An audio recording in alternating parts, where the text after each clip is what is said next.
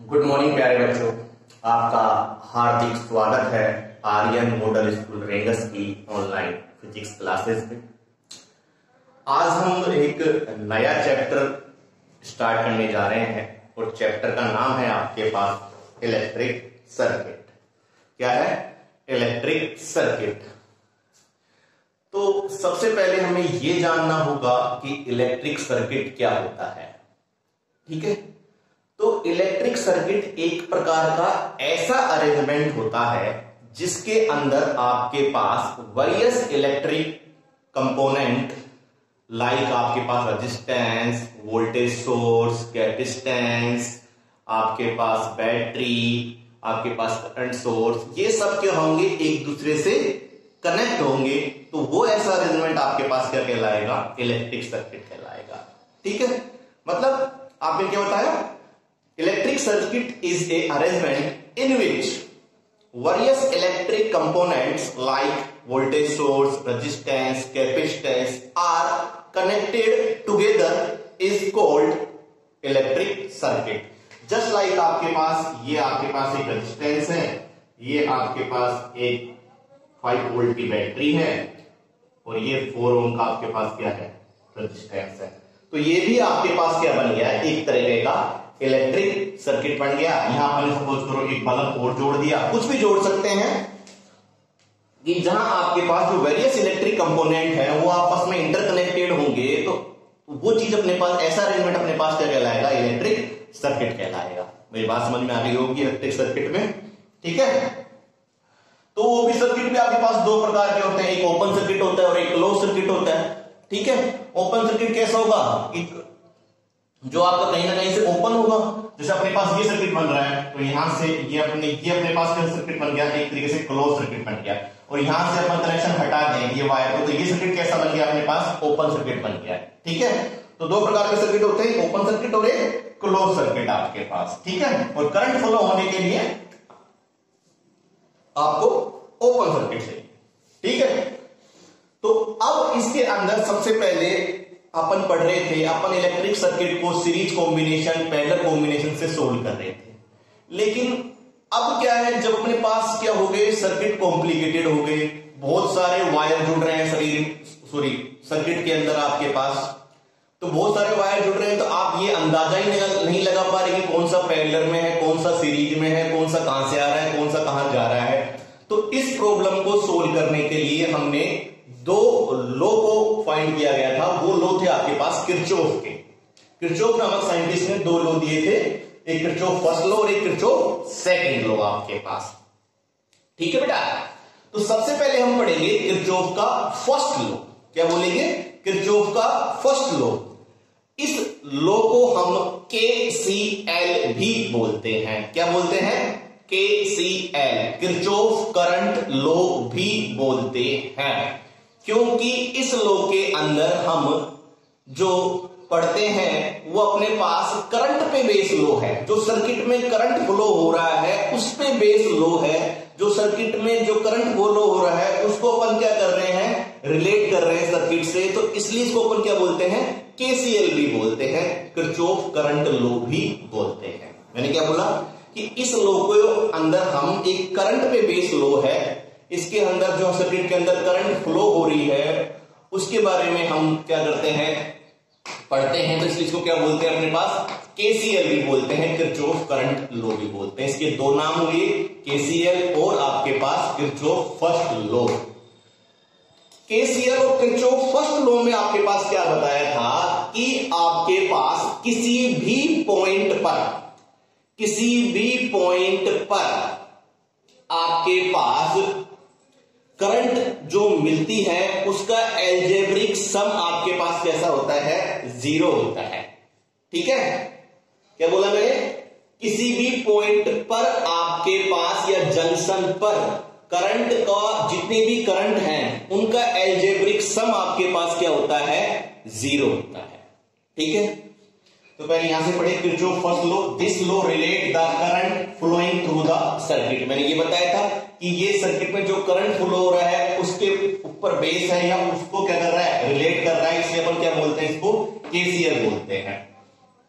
इस लॉ के अंदर क्या बताया गया था, the algebraic sum of all the current meeting at A point और जंक्शन इज 0। ठीक है, मतलब किसी भी जंक्शन पे आपके पास जो कुल करंट होता है वो कितना होता है, आपके पास 0 होता है।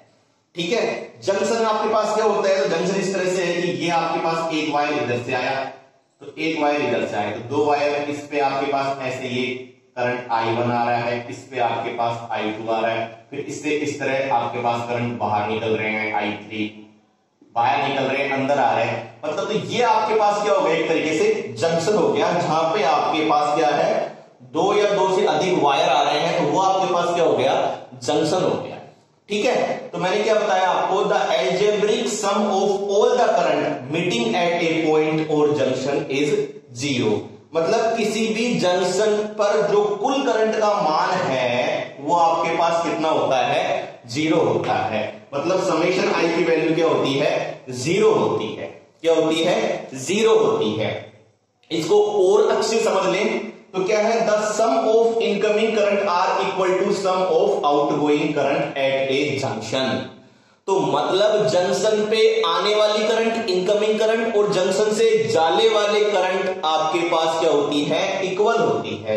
मतलब जो जंक्शन पे आ रही है करंट उनका सम कर ले और जो जंक्शन से जा रही है करंट उनका सम कर ले, तो आपके पास वो क्या होगा, बराबर होगा आपके पास। इस एग्जांपल से समझ सकते हैं, जैसे आपके पास ये एक जंक्शन है, ठीक, इस जंक्शन पे ये I1 आ रही है, ये I2 आ रही है, फिर इससे आपके पास ये I3 बाहर निकल रही है, ये आपके पास I4 बाहर निकल रही है। तो ये जंक्शन O पर आपके पास आने वाली करंट कौन सी हो गई, I1। ठीक है, जाने वाली करंट कौन सी हो गई, आने वाली कौन सी, देखो I1 इस पे आ रही है और एक I2 इस पे आ रही है, तो I2, और जाने वाली करंट हो गई इससे बाहर की तरफ कौन सी जा रही है, I3 जा रही है, और कौन सी जा रही है, I4 जा रही है। तो क्या बोला, the algebraic sum of incoming current are equal to algebraic sum of outgoing current. तो किसी भी जंक्शन पे आने वाली करंट का सम और किसी भी जंक्शन से जाने वाली करंट का सम कैसा होता है, बराबर होता है आपके पास। ठीक है, तीसरी बात, एक साइन कन्वेंशन और लेते हैं हम, कि जो आपके पास इनकमिंग करंट होती है उसको अपन क्या लेते हैं, पॉजिटिव लेते हैं, और जो आउटगोइंग करंट होती है उसको अपन क्या लेते हैं, नेगेटिव लेते हैं। तो इनकमिंग करंट कौन सी हो गई, देखो I1 को अपन पॉजिटिव लेंगे, I2 को अपन क्या लेंगे, पॉजिटिव लेंगे, आउटगोइंग करंट बाहर कौन सी निकली, I3 को अपन माइनस लेंगे, और I4 को भी क्या लेंगे, माइनस लेंगे। मतलब इनकमिंग करंट और आउटगोइंग करंट का सम होगा वो किसके बराबर होगा, 0 के बराबर होगा। तो ये अपने पास क्या हो गया, किरचॉफ फर्स्ट लॉ हो गया। एक बार मैं दोबारा बताता हूं आपके पास, किरचॉफ फर्स्ट लॉ को आपके पास क्या कहते हैं, KCL भी बोलते हैं, किरचॉफ करंट लॉ, क्योंकि ये एक तरीके से करंट बेस्ड लॉ है। ये ओपन सर्किट और क्लोज सर्किट दोनों के लिए काम आता है। और इस लॉ में क्या बताया था कि जो एक जंक्शन पर जो करंट मिल रही है, the algebraic sum of all the current meeting at a junction, मतलब एक जंक्शन पर आपके पास सारी करंट का जो सम होगा वो किसके बराबर होगा, 0 के बराबर होगा। दूसरी परिभाषा क्या बोल सकते हैं, दूसरी डेफिनेशन क्या बोलते हैं, the sum of incoming current equal to the sum of outgoing current. तो जंक्शन पे जो इनकमिंग करंट है उसका सम और जंक्शन से जो आउटगोइंग बाहर की तरफ जा रही है उसका सम आपके पास क्या होगा, 0 के बराबर होगा, सॉरी बराबर होगा आपस में। ठीक है, साइन कन्वेंशन क्या लेंगे, इनकमिंग करंट हमेशा पॉजिटिव लेंगे और आउटगोइंग करंट हमेशा नेगेटिव लेंगे। ठीक है, तो कहीं ना कहीं आपके पास जो ये लो था वो कहीं ना कहीं आपके पास चार्ज का क्या कर रहा है, कंजर्व कर रहा है। चार्ज कंजर्वेशन लो में क्या होगा, भाई जितनी करंट आ रही है उतनी करंट जा रही है, तो एक जंक्शन पे कुल करंट हरदम कैसी रहेगी, कांस्टेंट रहेगी आपके पास। तो कहीं ना कहीं ये जो लो है ये कंजर्वेशन ऑफ चार्ज पर बेस है, ये भी ध्यान रखना है। जो किरचॉफ का फर्स्ट लॉ होता है वो कंजर्वेशन ऑफ चार्ज पर बेस होता है। देखो और अच्छी तरह समझने के लिए आपके पास एक एग्जांपल है, मैं और भी कराऊंगा आपके पास।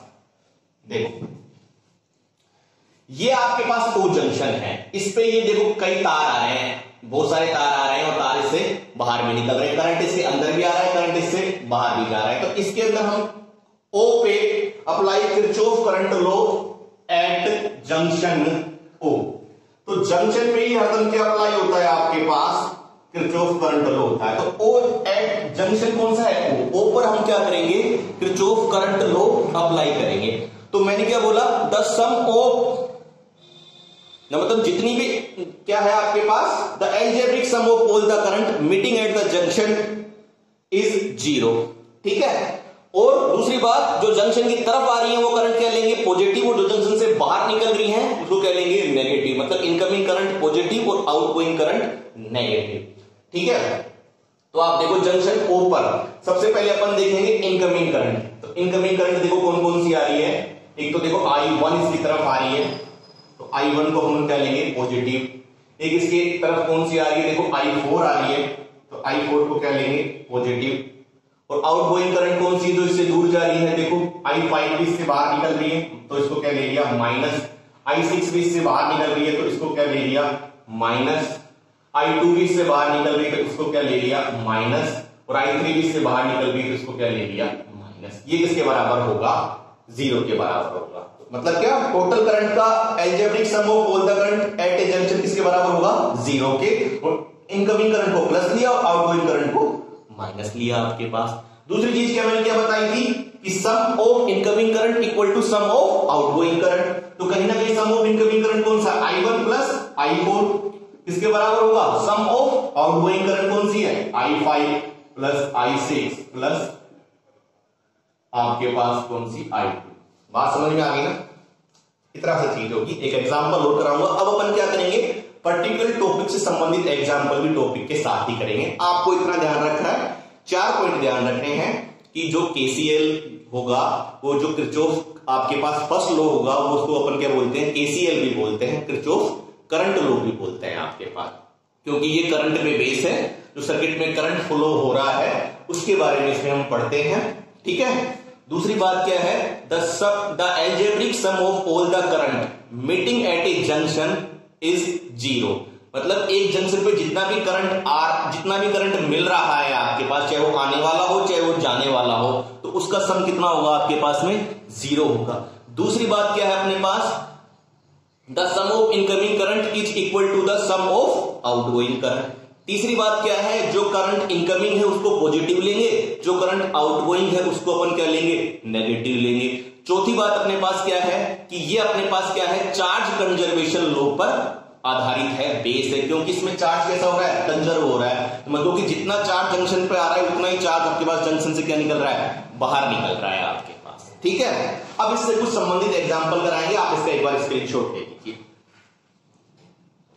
ठीक है, ले लिया होगा आपने। अब देखो,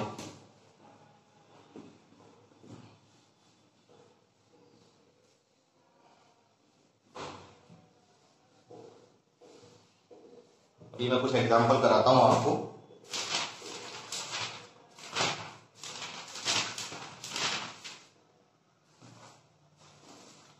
एक आपके पास जो आपके पास मल्टीपल चॉइस का थर्ड क्वेश्चन है, आपके पास मल्टीपल चॉइस का थर्ड MCQ का थर्ड क्वेश्चन है, MCQ है थर्ड।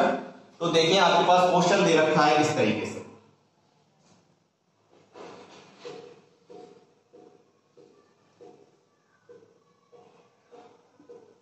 दो एम्पियर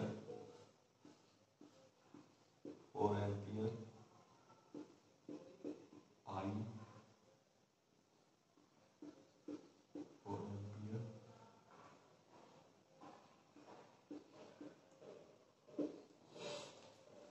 क्वेश्चन दे रखा है आपको, the value of I in given figure. तो अपने को I की वैल्यू फाइंड आउट करनी है। ठीक है।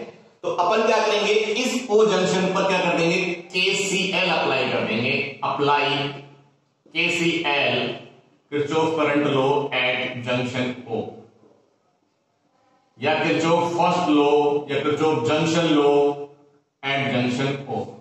अब वही करेंगे आपके पास कि सबसे पहले O जंक्शन पर आपके पास जो इनकमिंग करंट है वो किसके बराबर होना चाहिए, सम ऑफ आउटगोइंग करंट के। तो इनकमिंग करंट देख लेंगे कौन कौन सा है। देखो इनकमिंग करंट आपके पास इस पे एक तो 2 एम्पियर, देखो O की तरफ आ रहा है, तो ये क्या हो गया, 2 एम्पियर।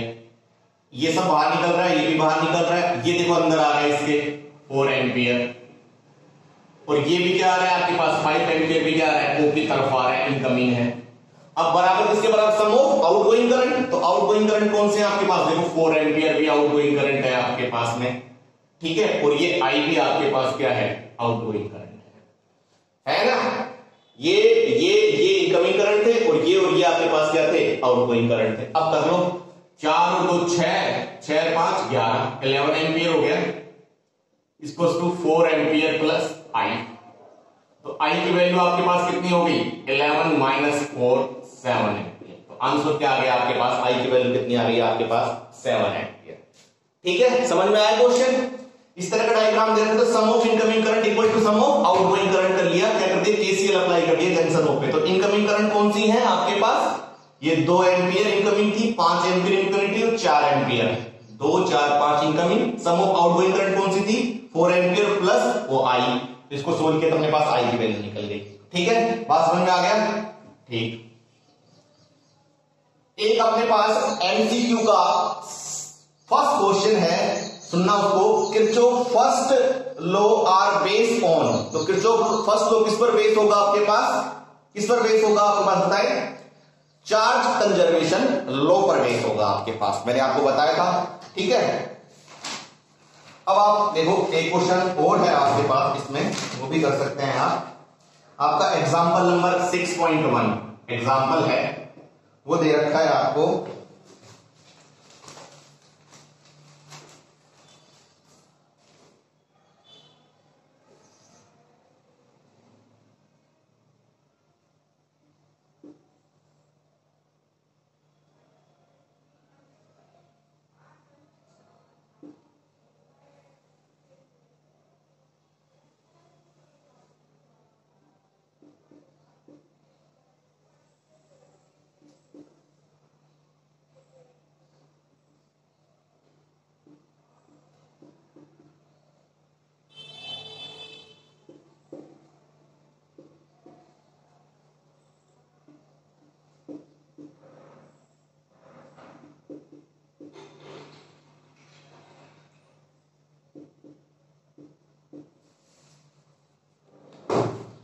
इसमें भी आपको क्या करनी है, आई की वैल्यू याद करनी है।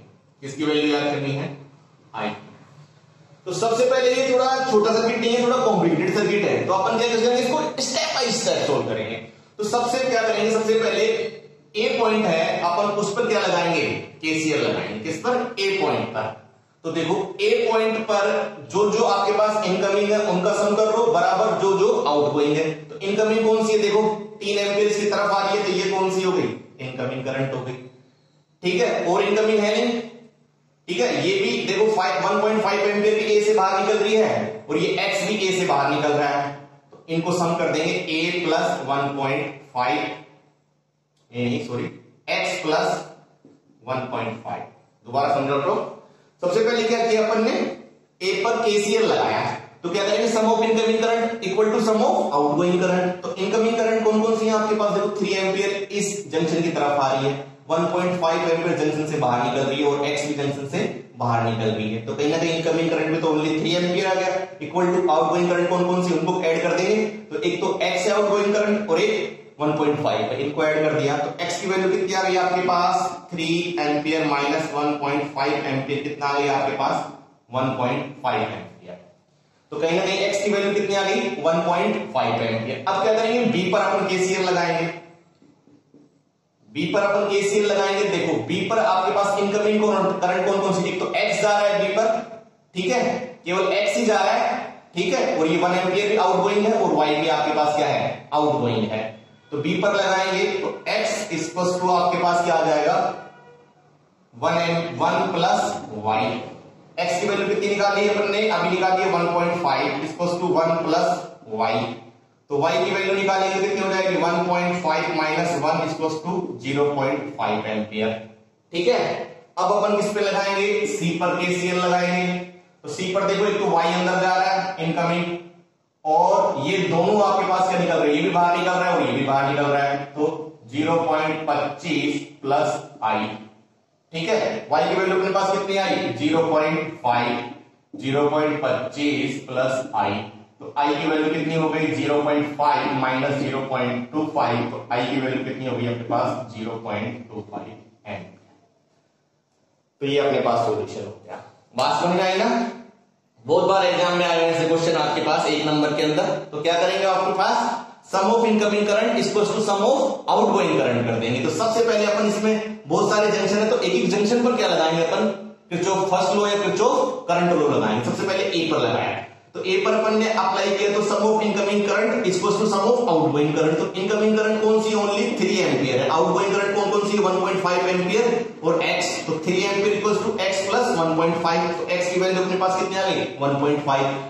अब इसके अंदर x तो एंटर कर रहा है और 1 एम्पियर और y के निकल रहा है, बाहर निकल रहा है, तो x बराबर कितना आ जाएगा 1 प्लस y, तो y की वैल्यू अपने पास कितनी आ जाएगी 0.5। और अगले में देखें आपके पास y तो एंटर कर रहा है और ये दोनों बाहर निकल रहे, तो y बराबर 0.25 प्लस i, और i की वैल्यू सोल्व करेंगे तो कितना आ जाएगा 0.25 एम्पियर। तो किरचॉफ करंट लॉ में या किरचॉफ फर्स्ट लॉ में आपको इतना ही ध्यान रखना है, sum of incoming current equal to sum of outgoing current. और किरचॉफ करंट लॉ आपके पास क्या है, किस पर बेस है, चार्ज कंजर्वेशन पर बेस है।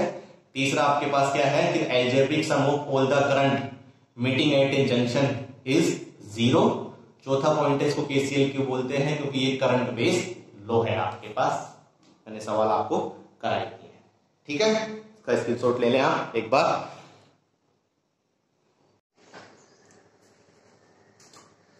प्यारे बच्चों, जो अगला आपके पास जो टॉपिक है वो है आपके पास Kirchhoff second law. First law हम पढ़ चुके थे, अब पढ़ेंगे अपने पास किरचॉफ का सेकंड लॉ। जैसा कि मैंने आपको बताया था कि किरचॉफ का फर्स्ट लॉ आपके पास क्या था, केसीएल था, किरचॉफ करंट लॉ था, क्योंकि वो करंट पे बेस था और जो सर्किट में जो करंट फ्लो हो रही थी उसके बारे में पढ़ रहे थे, उसको अपन रिलेट कर रहे थे, इसको हम केसीएल बोल रहे थे, ठीक है। इस लॉ को अपन क्या बोलेंगे, केवीएल बोलेंगे, Kirchhoff voltage law. Kirchhoff voltage law क्यों करेंगे, तो इसके अंदर अपन क्या पढ़ेंगे, वोल्टेज बेस लॉ है आपके अंदर, इसके अंदर जो सर्किट के अंदर जो वोल्टेज है उसके बारे में हम क्या पढ़ेंगे, तो उसको हम क्या करेंगे, रिलेट करेंगे। ये किससे रिलेट है, जो सर्किट के अंदर जो वोल्टेज है एक क्लोज सर्किट के अंदर, उससे रिलेटेड लॉ है, इसलिए अपन इसको क्या बोलते हैं, केवीएल। क्या बोलते हैं, किरचॉफ वोल्टेज लॉ। दोबारा समझे, ये जो लॉ है एक क्लोज सर्किट के अंदर जो वोल्टेज है उससे रिलेटेड लॉ है, इसलिए अपन इसको क्या बोलते हैं, केवीएल, ठीक है। पहली बात ये, और दूसरी बात ये, जो केवीएल होगा वो हरदम हमेशा आपके पास क्लोज सर्किट में ही अप्लाई होगा। केसीएल आपके पास ओपन सर्किट में भी अप्लाई हो सकता है और क्लोज सर्किट में भी अप्लाई हो सकता है, लेकिन केवीएल आपके पास ओनली क्लोज सर्किट होगा जब ही अपन केवीएल लगा सकते हैं। केवीएल क्यों बोल रहे हैं, क्योंकि इसमें हम जो सर्किट में जो आपके पास वोल्टेज है उसके बारे में पढ़ रहे हैं, या उसको उससे रिलेटेड लॉ है आपके पास, इसलिए इसको क्या बोलते हैं अपन, केवीएल बोलते हैं आपके पास। इस लॉ के अंदर क्या बताया था कि किसी भी क्लोज सर्किट के अंदर आपके पास the algebraic sum of all the EMFs, तो जितने भी आपके पास वोल्टेज सोर्स की बैटरी लगी हुई है, ईएमएफ के सोर्स लगे हुए हैं, उनका अलजेब्रिक सम आपके पास किसके बराबर होगा, जो आपके पास एक्सटर्नल रेजिस्टेंस लगे हुए हैं, एक्सटर्नल कंपोनेंट लगे हुए हैं, उनके अक्रॉस जो वोल्टेज ड्रॉप होगा उसके बराबर होगा आपके पास, ठीक है। मैंने क्या बोला कि in a close circuit the algebraic sum of all the EMF is equal to the voltage across the resistance, ठीक। मतलब आपके पास जो ईएमएफ का अलजेब्रिक सम होगा वो आपके पास उसके उस सर्किट में जो रेजिस्टेंस लगे हुए हैं उनके अक्रॉस जो वोल्टेज ड्रॉप होगा, जो V बराबर किसके बराबर होगा, IR के बराबर होगा, वो उसके बराबर होगा। मतलब ये समेशन E आपके पास क्या है, ऑल द ईएमएफ, और ये समेशन IR क्या है, वोल्टेज अक्रॉस द रेजिस्टेंस या voltage drop across the resistance के बराबर होगा। दूसरी बात, इसको दूसरे रूप से कैसे लिख सकते हैं, the algebraic sum of potential in a close circuit is 0। तो एक क्लोज सर्किट के अंदर आपके पास पोटेंशियल का जो अलजेब्रिक सम होगा वो 0 होगा। इसको देखो, इससे समझेंगे और अच्छे समझ में आएगा। सपोज करो ये आपके पास एक ईएमएफ का सोर्स E1 है, ठीक है आपके पास। इधर आपके पास एक एक्सटर्नल रेजिस्टेंस R लगा हुआ है और ये आपके पास क्या बन गया, क्लोज सर्किट बन गया। हम यह मान रहे हैं कि अगर आपके पास ये बैटरी है तो कुछ ना कुछ इसका इंटरनल रेजिस्टेंस होगा। हम आइडियल बैटरी मान रहे हैं जिसका इंटरनल रेजिस्टेंस कितना है, 0 है। आपके पास इंटरनल रेजिस्टेंस कितना है, 0। ये अपन ने लेट माना है ये अपने पास कि इस जो ईएमएफ का सोर्स है इसका इंटरनल रेजिस्टेंस कितना है, 0 है। ये प्लस ये माइनस। अब आपके पास जो करंट फ्लो होगी वो प्लस से माइनस की तरफ होगी, आई इस तरह से करंट फ्लो होगी, वापस से करंट क्या आ जाएगी, आई आ जाएगी। अब देखो इसके अंदर आपके पास कहीं ना कहीं आप जो E1 की वैल्यू निकालेंगे वो E1 की वैल्यू किसके बराबर होगी, आपके पास जो E1 की वैल्यू होगी वो आपके पास होगी, या E1 या E कुछ भी मान ले, वो किसके बराबर होगी, वोल्टेज अक्रॉस इट्स, इस रेजिस्टेंस के अक्रॉस जो वोल्टेज होगी। करंट आई फ्लो हो रहा है, आर रेजिस्टेंस है तो वोल्टेज क्या होगी, बराबर आई आर, तो किसके बराबर होगा, आई आर के बराबर। इंटर रेजिस्टेंस तो आपके पास 0 है ही, ठीक है। तो कहीं ना कहीं आपके पास जो सम ऑफ ईएमएफ आ गया वो किसके बराबर आ गया, अपने पास वोल्टेज अक्रॉस द रेजिस्टेंस के बराबर आ गया। तो पहली वाली बात प्रूफ हो गई। दूसरी वाली बात, इस आई आर को इधर ले आए तो क्या आ जाएगा, 0। अब जब इस बैटरी का आपके पास इंटरनल रेजिस्टेंस 0 है तो ये E1 भी क्या है, वोल्टेज, और ये R के अक्रॉस ये IR भी क्या है, वोल्टेज। तो ये दोनों वोल्टेज है। जब इंटरनल रेजिस्टेंस दोनों 0 है तो ये वोल्टेज और ये वोल्टेज आपस में बराबर है, तो इन दोनों का सम करा तो अपने पास कितना आ गया, 0 आ गया। बात समझ में आ गई ना। इसको और अच्छे समझे, अगर आपके पास इस तरह से देखो, ये आपके पास दो रेजिस्टेंस जुड़े हुए हैं और दो आपके पास इस तरह से प्लस माइनस, ये E1 जुड़ा हुआ है, ये प्लस माइनस E2 जुड़ा हुआ है, ये आपके पास R1 और ये R2, ठीक है। तो क्या होगा, algebraic sum of all the EMF is equal to all the sum of voltage across the resistance. तो इसका भी अपन ने स्मॉल r कितना मान लिया, 0। तो algebraic sum of all the E1 plus E2 किसके बराबर होगा, आपके पास किसके बराबर होगा, इससे जो करंट फ्लो हो रही है इसमें, इससे I1 हो रही है और इससे आपके पास क्या हो रही है, I2 हो रही है। तो किसके बराबर होगा, IR1 प्लस IR2, ठीक है। ये दोनों सीरीज में जुड़े हुए थे, इनसे अपने पास एक ही करंट फ्लो हो रही है, वो क्या हो रही है, अपने पास I फ्लो हो रही है, ठीक है। तो E1 प्लस E2 किसके बराबर आ गया, IR1 प्लस IR2, ठीक है। और E1 plus E2 minus IR1 minus IR2 इसको क्या आ जाएगा, 0 आ जाएगा, ठीक है। कहने का मतलब ये हुआ आपके पास कहीं ना कहीं कि आपके पास, और आगे मैं आपको एग्जांपल से समझाऊंगा, बढ़िया बढ़िया एग्जांपल है इसके अपने पास, कि किरचॉफ सेकंड लॉ को अपन क्या बोलते हैं, किरचॉफ वोल्टेज लॉ भी बोलते हैं, क्योंकि ये सर्किट में वोल्टेज से रिलेटेड लॉ है।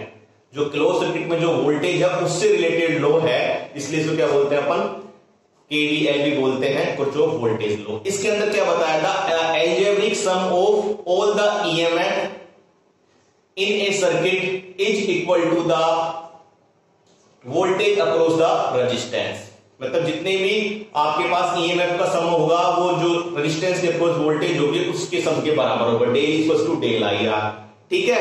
और आपके पास एक क्लोज सर्किट में जो टोटल पोटेंशियल होगा वो कितना होगा, आपके पास में 0 होगा आपके पास में। ये आपके पास क्या था, किरचॉफ सेकंड लॉ था।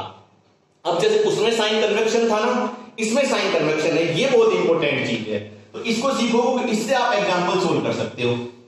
देखो करंट की डायरेक्शन भी इधर है और रेजिस्टेंस भी इधर है, और हमारा जो मूवमेंट है वो भी क्या है, आपके पास करंट की डायरेक्शन में है। मतलब जिधर करंट की डायरेक्शन है उधर ही हम जा रहे हैं, तो आपके पास साइन कैसा लेंगे, नेगेटिव लेंगे। मैंने क्या बोला, देखो करंट की डायरेक्शन भी इस तरफ है और हम जा भी इस तरफ ही रहे हैं, तो क्या लेंगे, साइन नेगेटिव लेंगे, ठीक है। और अगर हम करंट की डायरेक्शन की अपोजिट साइड में जा रहे हैं, देखो करंट तो इधर जा रहा है और हम इधर आ रहे हैं, तो करंट की डायरेक्शन के अपोजिट हम आ रहे हैं तो हम साइन कैसा लेंगे, पॉजिटिव लेंगे। अगर बैटरी के प्लस से माइनस की तरफ जा रहे हैं तो साइन कैसा लेंगे, नेगेटिव लेंगे, और बैटरी के माइनस से प्लस की तरफ जा रहे हैं तो साइन कैसा लेंगे, पॉजिटिव लेंगे। देखो दोबारा समझो, अगर जिस डायरेक्शन में आपके पास करंट है उसी डायरेक्शन में आपका मूवमेंट है तो साइन कैसा लेंगे, नेगेटिव लेंगे। जिस डायरेक्शन में आपका मूवमेंट है उस डायरेक्शन के अपोजिट करंट फ्लो हो रहा है, मूवमेंट आपका इस डायरेक्शन में है, करंट आपका इस डायरेक्शन में फ्लो हो रहा है, तो आप साइन कैसा लेंगे, पॉजिटिव लेंगे। बैटरी के प्लस से माइनस की तरफ जाएंगे, देखो इस तरफ डायरेक्शन आपके प्लस से माइनस की तरफ, तो साइन नेगेटिव। और आपके पास आप इस तरफ आएंगे, जैसे इस तरफ जा रहे हैं आपके पास, तो पहले माइनस बढ़ रहा है फिर प्लस बढ़ रहा है, तो माइनस से प्लस की तरफ जाएंगे तो साइन कैसा लेंगे आपके पास, हरदम अपन कैसे लेंगे, पॉजिटिव लेंगे। तो बैटरी में ये ध्यान रखिए जो लास्ट वाला साइन लेंगे, देखो इधर जा रहे हैं पॉजिटिव टू नेगेटिव, लास्ट वाला नेगेटिव लिया, अब इसमें जब चेंज हो गया तो अपने पास कौन सा लिया, पॉजिटिव। ठीक है, प्लस से माइनस जाएंगे तो साइन कौन सा लेंगे, माइनस, और माइनस से प्लस जाएंगे तो अपने पास साइन कौन सा लेंगे, प्लस लेंगे। ठीक है, बस करंट की डायरेक्शन में जाएंगे तो साइन नेगेटिव, और करंट की डायरेक्शन के अपोजिट जाएंगे तो साइन पॉजिटिव। ठीक है, तो आपके पास क्या था, ये एक तरीके से किरचॉफ वोल्टेज लॉ था आपके पास में। ठीक है, बात समझ में आ गई, इसका स्क्रीनशॉट ले लें आप।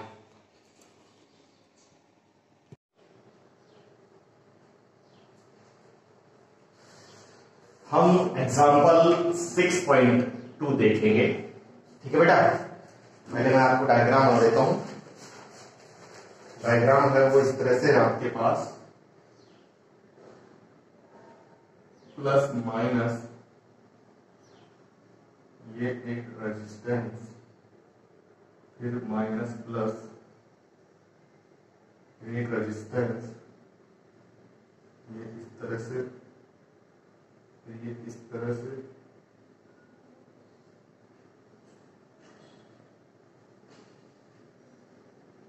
ये आपके पास ये माइनस, ये प्लस 10 वोल्ट, इधर से आपके पास I1 फ्लो हो रही है, ये 6 ओम का है, ये आपके पास 4 ओम का है, इधर से I2, इधर से I2, ये प्लस और ये माइनस, ये आपके पास 14 वोल्ट है, इधर से फिर I2, इधर से आपके पास I1, और इधर से आपके पास I3, और ये इधर से I3, ये 2 ओम, और इधर से आपके पास क्या जाएगी, कुछ भी जाओ कोई दिक्कत नहीं है।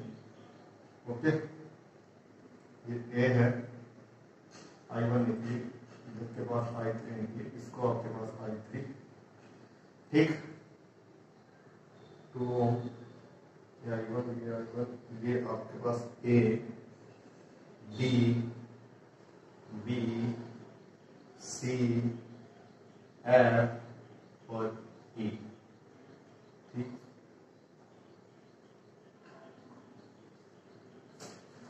तो ये आपके पास डायग्राम बना हुआ है। तो आपको देखो चीजें ध्यान रखी हैं, वो आपको पता है कि अगर आपके पास ये रेजिस्टेंस है और इधर ही करंट फ्लो हो रहा है और इधर ही अपन जा रहे हैं तो अपन नेगेटिव लेंगे। ठीक है, ये रेजिस्टेंस है, अपन करंट के अपोजिट डायरेक्शन में जा रहे हैं तो पॉजिटिव लेंगे, बैटरी में प्लस से माइनस जा रहे हैं तो अपन नेगेटिव लेंगे, और अगर इसमें अपन ये प्लस है और ये माइनस है तो अपन क्या करें, इधर से आ रहे हैं माइनस टू प्लस आ रहे हैं तो आपके पास क्या लेंगे, प्लस लेंगे। इतनी सी बातों का ध्यान रखें। हम क्या लेंगे, इस सर्किट को सोल्व करने के लिए एक लूप लेंगे। लूप अपने पास एक सर्किट का क्लोज सर्किट पार्ट होगा, जो जहां से चालू होगा वो वहीं पे खत्म हो जाएगा। ठीक है, तो सबसे पहले अपन क्या बात करें, और लूप में भी एक डायरेक्शन लेंगे, क्लॉकवाइज और एंटी क्लॉकवाइज। तो सब में डायरेक्शन अपन कैसे लेंगे, क्लॉकवाइज लेंगे। ठीक, अब सपोज करो अपन इस लूप की बात करें, पहले वाले, इसको फर्स्ट मान लें और इसको सेकंड मान लें। तो फर्स्ट लूप की बात करें तो फर्स्ट लूप अपने पास कहां से कहां होगा, देखो बी से चालू करा, ई पे, ई से एफ पे, एफ से सी पे, और सी से वापस से बी पे। ठीक है, अब देखो बी से चलना चालू करते हैं। देखो बी से करेंगे I2, इधर ही I2 की डायरेक्शन है और इधर ही हम जा रहे हैं, तो आपके पास कैसा लेंगे, देखो जिधर हम जाते हैं और उधर ही आपके पास R है, तो अपन कैसा लिखते हैं नेगेटिव। तो IR की वैल्यू कैसी आएगी, नेगेटिव। तो इसके अक्रॉस जो वोल्टेज ड्रॉप होगा V बराबर IR, I कितना है आपके पास में I2 और R की वैल्यू कितनी है 4, ठीक है। माइनस लेंगे जिस डायरेक्शन में जा रहे हैं उस डायरेक्शन में आपके पास क्या है, करंट है, ठीक है। अब B से E पे पहुंच गए, E से आप F पे, E से F के बीच में देखो ये क्या है, प्लस है और ये माइनस। जब प्लस से माइनस पे जाते हैं तो अपने पास नेगेटिव आता है, तो -14, ठीक। F से कहा गया C पे कुछ है ही नहीं, C से कहा जाएंगे अपन B पे। अब C से B पे देखो हम जा रहे हैं इधर इस तरफ और करंट जा रहा है इस तरफ, तो कहीं ना कहीं अपन क्या लेंगे, साइन पॉजिटिव लेंगे, तो ये क्या आ जाएगा 6I1, ठीक। अब यहां पहुंच गए, ये क्या है +2 माइनस, ठीक है, ये क्या है +2 माइनस आपके पास। तो आपके पास देखो हम इस तरफ जा रहे हैं, तो आपके पास क्या है +2 माइनस है, तो ये भी क्या लेंगे अपन नेगेटिव लेंगे, -10 और पहुंच गए कहां B पे =0। दोबारा समझाओ, देखो B से चालू किया अपन ने, जिस डायरेक्शन में अपन जा रहे हैं उसी डायरेक्शन में करंट है की डायरेक्शन है, तो अपन क्या लेते हैं माइनस, तो -4I2 आ गया आपके पास में, ठीक है। फिर E से कहां जाएंगे F पे, पहले B से E से फिर E से F पे, E से F पे गए तो +2 माइनस जाते हैं तो हरदम क्या होता है माइनस आता है, तो -14 आ गया। फिर F से C के बीच में कुछ है ही नहीं, C से B पे जाएंगे। अब C से B पे जा रहे हैं, देखो करंट इस तरफ जा रहा है, देखो करंट I1 इस तरफ जा रहा है और अपन इस तरफ आ रहे हैं, तो करंट की अपोजिट डायरेक्शन में अपन आ रहे हैं, तो अपने पास क्या लेते हैं प्लस, तो प्लस क्या आ गया 6I1 और ये क्या है +2 माइनस है, तो वापस से क्या गया +2 माइनस होता है, तो क्या लेते हैं अपन -10 आ गया, ठीक है। तो सोल्व करेंगे तो -4I2 प्लस 6I1 14 0, तो 6I1 -4I2 कितना आ गया आपके पास में 24 आ गया, ठीक है। अब देखें, अब ये सेकंड वाला लूप ले, तो सेकंड वाले लूप में अपन क्या लेंगे, देखो सेकंड वाला लूप चल कहीं से भी सकते हैं अपन। सेकंड वाला लूप भी अपन ने क्या ले लिया, ए से बी, ए से बी, बी से सी, सी से डी और डी से वापस से ए।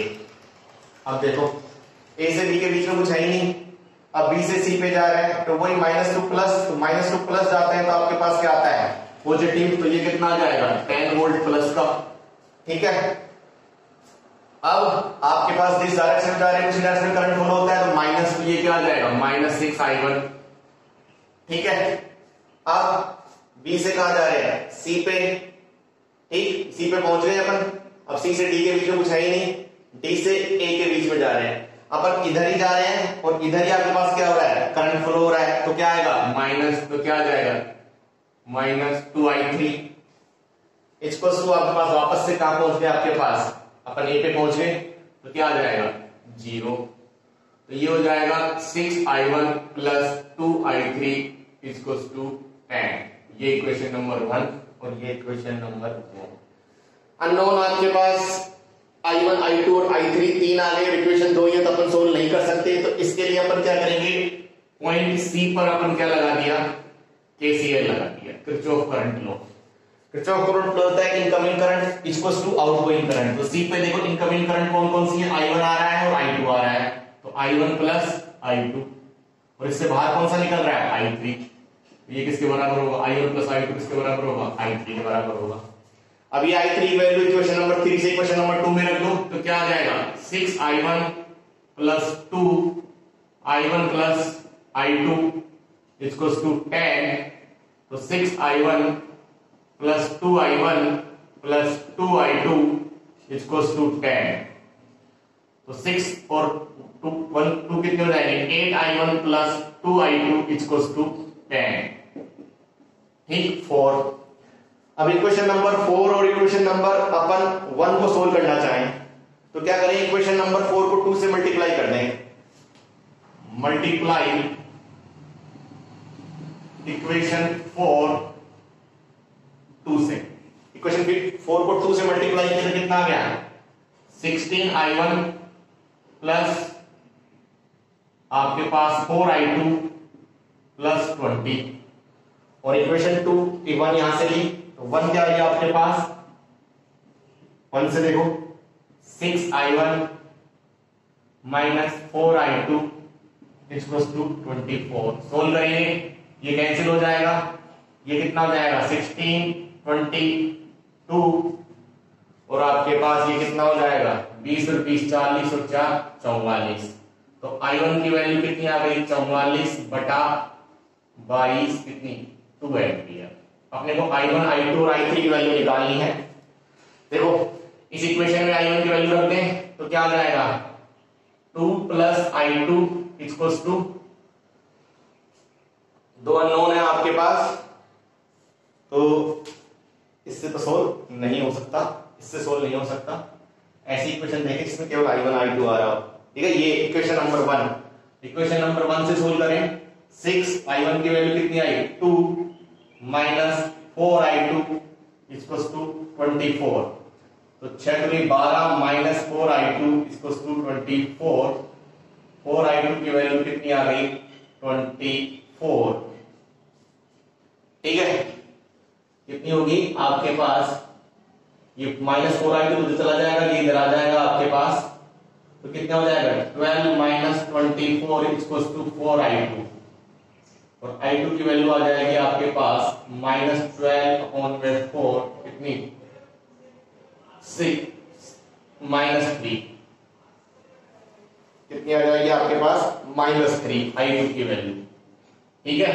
i3 की निकाल लेंगे कैसे i1 plus i2 equals to i3, तो i3 की value i1 plus i2, i1 की क्या है अपने पास 2 एम्पियर और i3 की क्या है -3, तो i3 की वैल्यू कितनी आ गई आपके पास -1 एम्पियर। i2 की कितनी आ गई थी -3 एम्पियर, ठीक है। ये अपने पास i1 i2 i3 की वैल्यू आ गई, ठीक। समझाऊं मैं आपको क्या किया, 2 लूप बना लिए अपन ने। सबसे पहला लूप कौन सा बनाया B E F C और D, जहां से चलेंगे वहीं खत्म करेंगे तो वो आपके पास लूप कहलाता है। अब देखो B से E गए तो जिस डायरेक्शन में हम जा रहे हैं उसी डायरेक्शन में करंट की डायरेक्शन है, तो वोल्टेज ड्रॉप कैसा होगा माइनस, तो क्या आएगा -4i2, ठीक है। फिर E से कहां जाएंगे F पे, तो E से F पे जाएंगे तो बैटरी का +2 माइनस आ रहा है, तो +2 माइनस आता है तो मतलब क्या आता है आपके पास में माइनस आता है, तो माइनस क्या हो गया 14। अब F से कहां है C के बीच में कुछ है ही नहीं, अब C से कहां आएंगे B पे, C से B पे आ रहे हैं तो करंट की डायरेक्शन इस तरफ है और हम इस तरफ आ रहे हैं, तो करंट की डायरेक्शन की अपोजिट आ रहे हैं तो प्लस लेते हैं, वोल्टेज ड्रॉप तो 6i1 आ गया। और ये भी क्या है +2 माइनस जब भी जाते हैं तो आपके पास क्या आता है -10। इसको सोल्व करेंगे तो अपने पास क्या आ गया 6i1 minus 4i2 equals to 24। अब अपन ने दूसरा लूप कौन सा लिया, ये लिया A B C D और A, तो A से B के बीच में कुछ है नहीं, B से C में जाएंगे तो माइनस टू प्लस जाते हैं तो क्या आता है आपके पास हरदम प्लस आता है, +2 माइनस जाते हैं तो आपके पास माइनस और -2 प्लस जाते हैं तो हरदम प्लस, तो प्लस 10 वोल्ट आ गया। अब इसी डायरेक्शन में जा रहे हैं, इसी डायरेक्शन में करंट फ्लो हो रहा है तो माइनस आएगा तो -6i1। फिर C से D के बीच में कुछ है नहीं, फिर D से देखिए A आए, करंट आपके पास अपन इस डायरेक्शन में आ रहे हैं और इसी डायरेक्शन में आपके पास क्या हो रहा है, इसी डायरेक्शन में करंट फ्लो हो रहा है, इसी डायरेक्शन में आ रहे हैं तो ये क्या होता है -2i3 इक्वल्स टू 0। इसको सोल्व करेंगे क्या आ जाएगा 6i1 plus 2i3 equals to 10। अब 3 अननोन इक्वेशन 2 है, सोल्व कर नहीं सकते तो पॉइंट C पर अपन ने क्या लगाया KCL, तो इनकमिंग करंट बराबर आउटगोइंग करंट। इनकमिंग करंट कौन सी है i1 भी इनकमिंग है और i2 भी इनकमिंग है, और आउटगोइंग करंट कौन सी i3, तो i1 i2 equals to i3। ये वैल्यू मैंने कहां रख दिया आपके पास इक्वेशन नंबर 2 में रख दी, तो 6i1 2i1 प्लस i2, इसको सोल्व किया तो अपने पास कितना आ गया 8i1 plus 2i2 equals to 10। अब इक्वेशन नंबर 4 को इक्वेशन नंबर 1 को देखेंगे तो इसमें क्या है 4i2, इसमें क्या 2i2 है, तो इसको 2 से मल्टीप्लाई कर देंगे 4 को, तो 16 4i2 इक्वल्स टू 20 और ये क्या है 6i1 minus 4i2 equals to 24, 4i2 से 4i2 कट जाएगा तो i1 की वैल्यू 2 एम्पियर आ गई। ये i1 की वैल्यू इक्वेशन नंबर 1 में रखेंगे तो i2 की वैल्यू -3 एम्पियर आ जाएगी और i1 plus i2 equals to i3 था, ये रखेंगे तो i3 की वैल्यू क्या आ जाएगी -1 एम्पियर आ जाएगी। ये आपके पास एग्जांपल नंबर 6.2 सोल्व हो गया। थैंक यू, स्क्रीनशॉट लें आप इसका।